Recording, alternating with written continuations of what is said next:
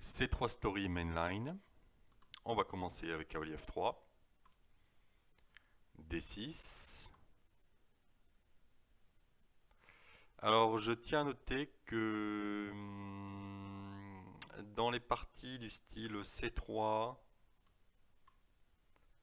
cavalier BD2, avec fou E2, on peut préparer bien sûr E5 avec C6, mais on peut jouer aussi un hippo avec B6. Voilà, ça permet d'égayer la position parce que si sur fou E2, KC6, E5, tech, c'est assez plat, c'est assez égal, c'est assez chiant. Voilà, donc B6 toujours possible avec quand c'est cavalier BD2, fou E2, tout ça là. Ok, donc on en revient à D6, fou D3, cavalier F6. Alors ici sur C4, on va taper D4 avec fou G4. Ah, il veut récupérer la paire de fous gratos, mais on va pas lui donner, hein, bien sûr. H3, on donne rien là. On donne rien. Alors, ok, C4. H3 maintenant. H3, c'est pas mal. Alors, il faut taper encore là. Il faut taper maintenant. Alors, sur D5, il y a B4, évidemment. Et sur C4, on va taper. Alors, on peut jouer KI B4. Hein, je pense que ça récupère probablement la paire de fous. Ça récupère la paire de fous, donc c'est bien. On peut aussi jouer ce genre de truc.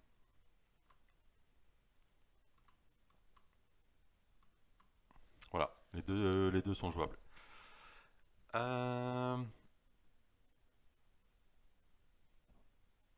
C3, voilà, la grande ligne, KC6, et KVF6. La grande ligne, bon, on va commencer par fou D3, allez. Cavalier F6, tac tac.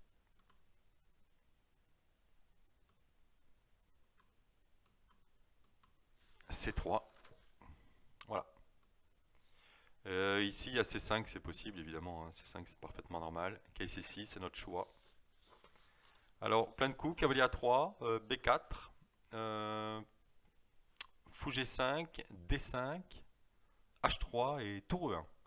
Alors, on va regarder B4 tout de suite parce que c'est le moins bon. Voilà, les blancs pensent gagner un pion, pas tout à fait. Voilà, faut savoir ce qu'on fait quand même. Et là, très fort, c'est 6. Alors ça, fallait le voir, c'est vrai qu'il fallait le voir. Voilà, on attaque le cheval, caille C6, avec gruyère partout. Un pion de moins, mais gruyère. Donc ça va. Ensuite, cavalier A3. Histoire de pas, histoire de pas faire en sorte que les chevaux ne se marchent pas dessus, là. Cavalier A3, E5. Caille C2. Bon, le problème, c'est que maintenant, D5, évidemment. Hein. Tout le monde s'en doutait. Alors sur ED, on peut faire cavalier prend. Voilà, c'est la petite surprise, sympa. Voilà. Ça évidemment c'est bien pour les noirs. Alors regardons fou G5. Fou G5, on kick là pour savoir ce qui se passe. Avant de prendre le centre, enfin de contester en tout cas. BD2. Par exemple, c'est pas forcé ça, c'est un peu rapide. Attaque bien sûr le bourrin, le fou là. Cavalier H5. Voilà, c'est une game. À la place de fou G5.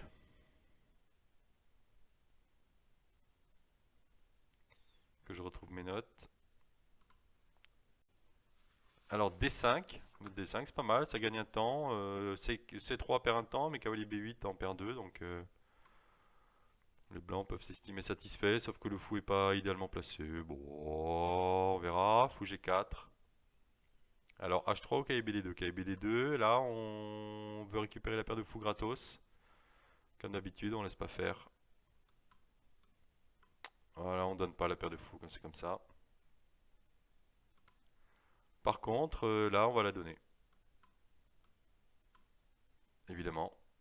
Cavalier A6, cavalier C3 et cavalier D7, joli coup, hein, récupérer, etc. Ok. Donc ça c'était cavalier B8, C4.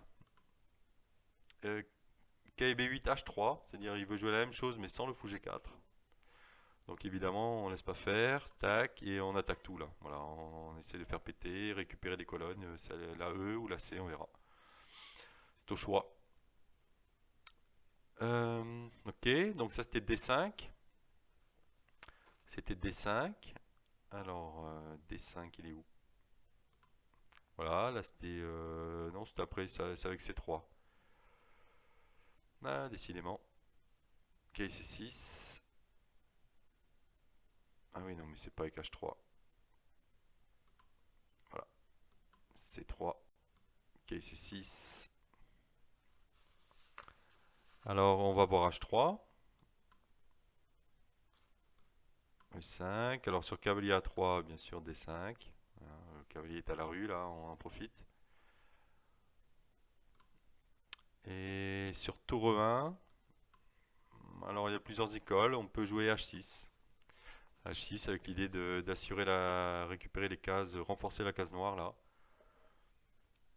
Alors, un truc à noter, c'est que l'idée cavalier H5, F4, Dame F6, etc., c'est pas mal quand on sait qu'un cavalier ne va pas atterrir ici. Et pour qu'un cavalier atterrisse ici, il faut le mettre ici. Alors ça c'est important à noter parce que sur le plan d'attaque, elle est le roi. Le cavalier en E3 est fort, il contrôle F5, il contrôle D5. Donc après fou E3, eh ben, on peut s'y lancer parce que ben, c'est la place du cheval. Donc fou E3, on y va, cavalier H5, cavalier D2.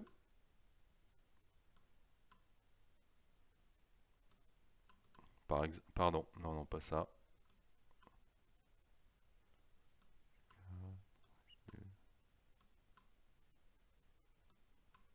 Alors ici le cavalier n'est pas vraiment en l'air, mais enfin on peut le retirer, il va l'être très, très vite. On peut le laisser, j'imagine. Mais là on va essayer de se recaser. Roi H8, etc. On va voir, hein, c'est une partie. Alors, ok, G6. Alors ça c'était fou E3. Ici, fou E3. Et sur cavalier A3, ah là, on voit l'astuce. Hein. Tac, tac. Cavalier arrive en E3. Donc faire attention, pas se lancer dans les conneries comme ça. Parce qu'une fois que la dame sera en F6, cavalier en E3, merci. Donc là, on va taper D4. Alors cavalier C2, ben, on attaque, hein, F5. Pourquoi pas, hein. Et sur fou B5, on se laisse pas tripoter les pions là. Cavalier E7. Alors à noter qu'à la place du cavalier D7, il y a un petit coup qui s'appelle A6, qui est possible aussi, qui est C2, et tour E8. Voilà, c'est une partie aussi, c'est une autre variante. Pourquoi pas. Ouais, c'est une partie de manœuvre, hein, ça. On a terminé, on va finir avec tour E1. Alors tour E1, c'est très mal fait les annotations hein, sur Chessbase là. C'est un vrai labyrinthe. Voilà, on en est là. Alors C3, KC6, KC6, tour E1. Donc E5 bien sûr. Alors sur KD2, on peut jouer KD7. Sur un coup comme sur un coup comme KB3, on va essayer de titiller le cheval là. C'est un peu bizarre comme position. Un peu bizarre en vide. Sur A4, je sais pas quoi faire. Je verrai. Ok. Donc ça c'était cavalier BD2. Alors cavalier A3, c'est l'autre possibilité. Avec une petite variante à prendre par cœur, une toute petite, il n'y a pas grand chose. Cavalier C2. Alors D5. Pardon. D5. Alors ici, il n'y a pas la fourchette ici en E4. Donc sur pion prend, dame prend, D5. Et sur fou G5, là ça se complique un petit peu. DE.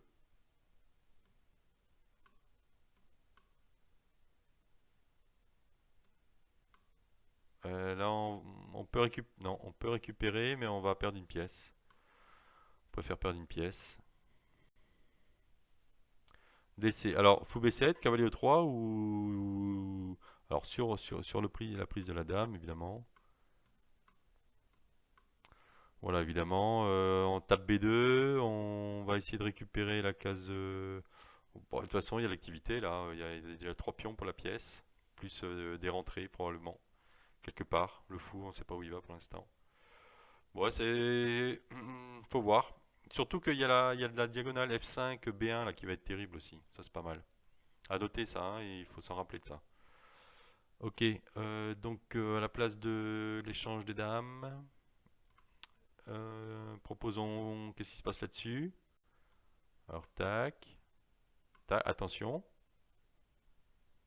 on va prendre. Alors sur tour AD1, alors on va regarder d'abord tour celle-là qui est moins précis apparemment.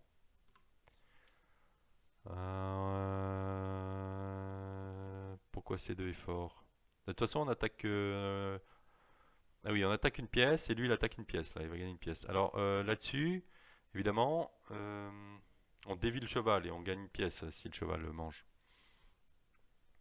Et sur tour D4, amusant, on va conserver notre cheval, notre pièce ici. Donc ça va se finir encore. Bon, il y a une grosse découverte. C'est compliqué ça, hein. C'est compliqué. Enfin, il y a beaucoup de jeux pour les noirs. L'ordi, il dit que c'est pas clair, donc ça va. Et par contre, tour AD1, tour AD1, voilà, on ramasse ça. Alors, est-ce qu'on va pas se faire ramasser une pièce? Probablement. Heureusement, on a ça.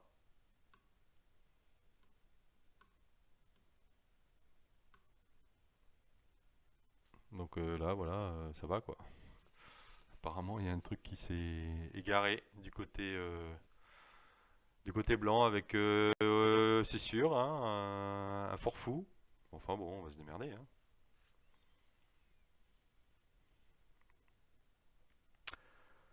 Ok. Et dernière variante, à la place de fou B7, ici, cavalier E3, menace de gagner une pièce. Alors on va taper là-dessus. Après l'échange, tour D1. Menace ça, et tout est menacé. Hop! Magnifique. Voilà, ça c'est le coup qui va conclure notre petite série sur la 6-3 Story. Bon alors ici on a une pièce de moins, mais bon on a déjà 3 pions. Le cavalier va sûrement sauter en E4 avec des tempos, des fourchettes, etc. Enfin bref. Ok,